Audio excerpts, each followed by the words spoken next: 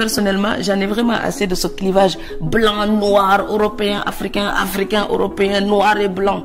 Je n'en peux plus. L'histoire a eu lieu, ok? Il y a eu un contact entre l'Europe et l'Afrique, ok?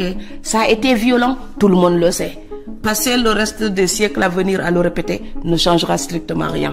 Donc maintenant, pour moi, ce qui serait utile, c'est de dire, ok, on a un passé commun avec des choses négatives. Maintenant, imaginons des choses positives entre nous aujourd'hui.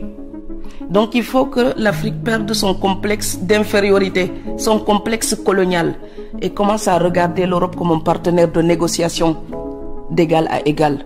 Et il faut que les Européens perdent leur complexe colonial aussi, leur complexe de supériorité. Donc voilà, et quand ils nous regardent, c'est pas l'Africain, c'est mon semblable être humain qui a les mêmes droits que moi. Donc il faut qu'ils arrêtent d'exploiter l'Afrique et de nous donner les restes de ce qu'ils nous prennent et nous vendre ça comme de l'aide humanitaire. Donc voilà, il y a des complexes des deux côtés.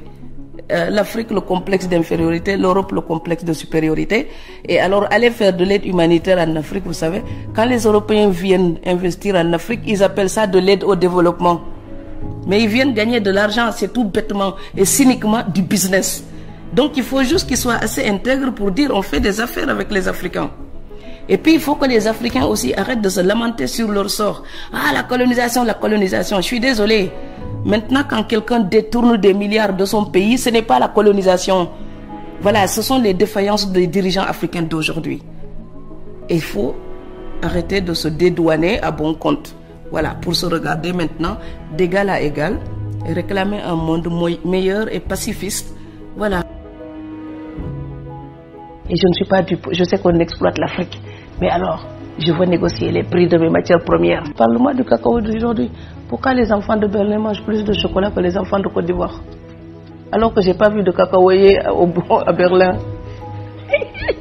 Ça, ce sont des problèmes concrets. Sauf que si vous parlez de l'esclavage, de la colonisation, il n'y a aucun risque. Tout le monde est d'accord.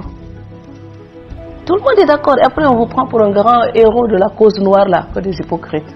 À un moment donné, il faut regarder les vrais problèmes d'aujourd'hui et se dire, ok, l'Afrique, c'est la grande sœur de l'humanité. D'accord?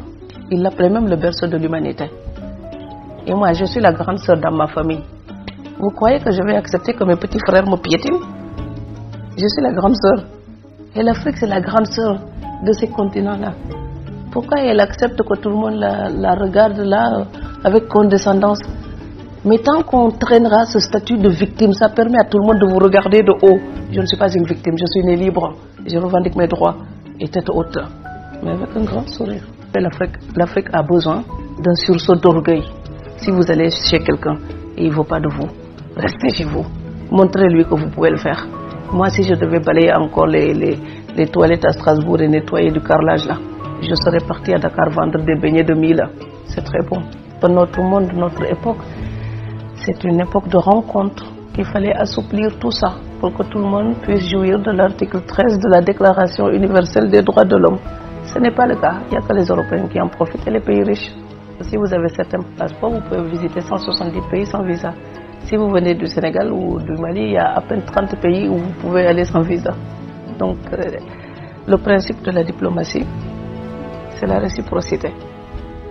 Donc, si je tape en entrant, je tape à la porte pour entrer dans votre chambre, vous devez apprendre à taper pour entrer chez moi. Alors, l'Afrique, c'est comme un moulin. Tout le monde peut ouvrir la porte et plonger là-dedans comme dans une piscine. Mais l'inverse n'est pas possible. Mais l'Afrique ne peut pas rester comme un zoo fermé où les gens viendront regarder les Africains et repartir et que les Africains ne soient pas capables de bouger.